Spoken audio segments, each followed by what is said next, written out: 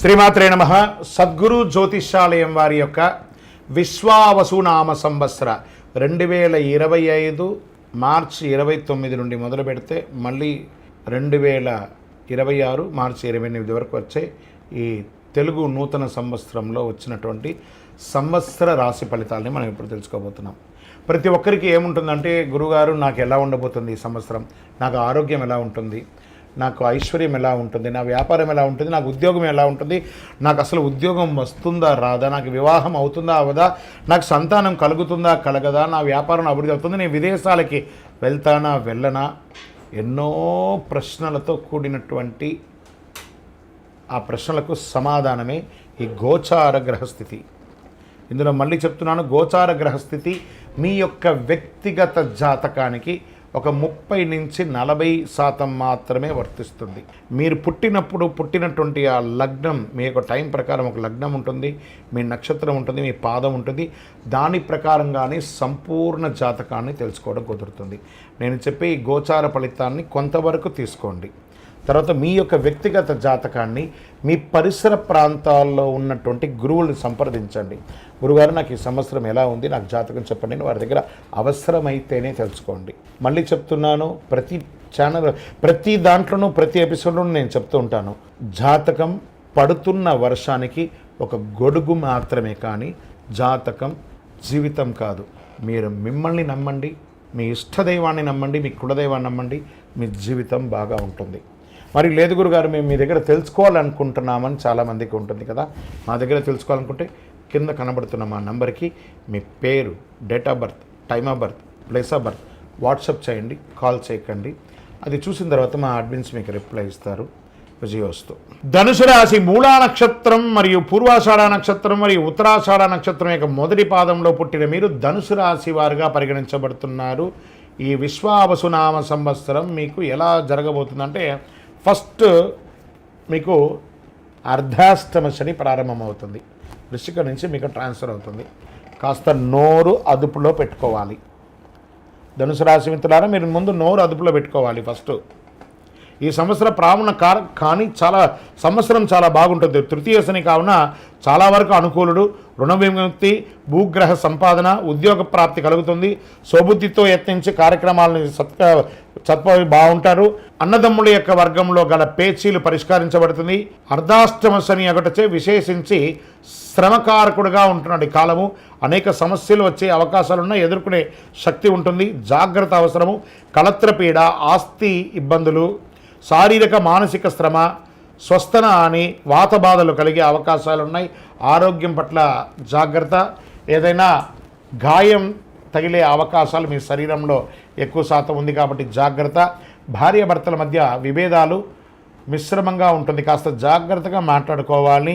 చైత్ర వైశాఖములందు షష్టమ గురువు, కార్తీక మార్గశిరునందు అష్టమ గురువు అగుటచే శత్రుజ్ఞాతి బాధలు, చోర రోగ బాధములు అధికమయ్యే అవకాశాలు కనబడుతున్నాయి. మిగిలిన సమయం అంతా సప్తమ గురువు అగటచే, మిగిలినంతా ఆ ఒక్క సమయం తప్ప మిగతా సమయం అన్నింటిలోనూ 7వ స్థానంలో గురువు మీకు యోగాన్ని కలిగిస్తున్నాడు. అందుకే గురు చూసిన కోటి లాభం. శని భగవానుడు అర్ధాష్టంలో ఉన్నా గురువు మీకు యోగం చేస్తున్నాడు కాబట్టి చాలా అద్భుతాలని ఆస్తి కొనుక్కునే అవకాశం ఉంది. రియల్ ఎస్టేట్ రంగం వారికి చాలా బాగుంది. స్పెక్యులేషన్, షేర్ మార్కెట్ వారికి ఇది చాలా బాగుందండి. ఏదో కేసు, ఎప్పటి నుంచో కోర్టు కేసు ఉన్నాయి సరే, అవన్నీ తొలగిపోయే అవకాశాలు ఉన్నాయి. తృతీయ రాహువు భాగ్యకేతు అగటచే తలచిన కార్యాలు నెరవేరుతుంది. మర్యాద హాని ఉన్న చోట మర్యాదలు వచ్చే అవకాశాలు బాగున్నాయి. సంవత్సరం అంతా కుజుడు అనుకూలంగా లేడు కాబట్టి కాస్త జాగ్రత్తగా ఉండండి. ఇతరులతో మాట్లాడేటప్పుడు, వాహనం నడిపేటప్పుడు, ఏదైనా ఒక కలహం వచ్చినప్పుడు మీ నాలికను, మీ నోరుని కంట్రోల్ పెట్టుకుంటే అన్నీ సెట్ అయిపోతుంది. ఇంకా నక్షత్ర ప్రకారంగా తీసుకుంటే మూడా నక్షత్రం వారికి సంవత్సర ఆరంభం నుండి వైశాఖ పూర్వార్ధం వరకు, తిరిగి భాద్రపద బహుళం నుండి మాఘపూర్వం వరకు నైదన తారయందు శని, సంవత్సర ఆరంభం నుండి కార్తీక బహుళం వరకు నైదన తారయందు రాహు సంచరిస్తున్నారు.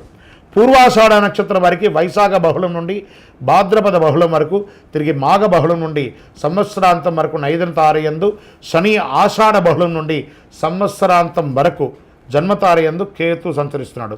ఉత్తరాషాఢ వారికి సంవత్సర ఆరంభం నుండి ఆషాఢ బహుళం వరకు జన్మతారయందు కేతు సంచరిస్తున్నాడు.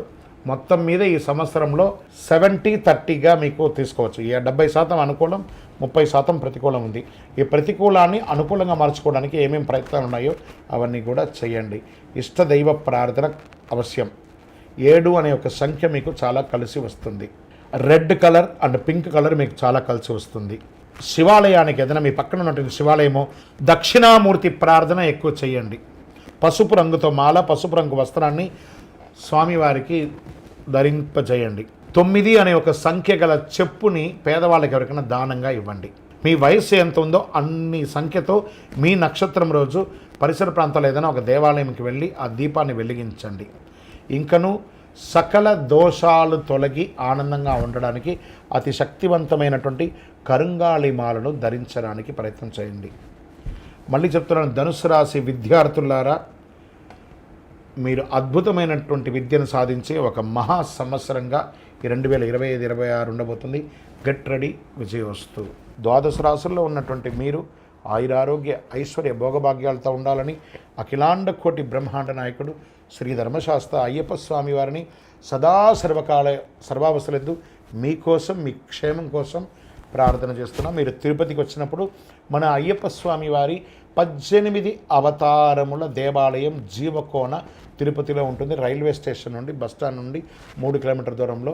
ఒక్కసారి పుట్టినందుకు ఒక్కసారైనా అందులో అడుగుపెట్టండి. అందులో 27 నక్షత్రాలను కూడా ప్రతిష్ఠ చేయబోతున్నాం త్వరలో.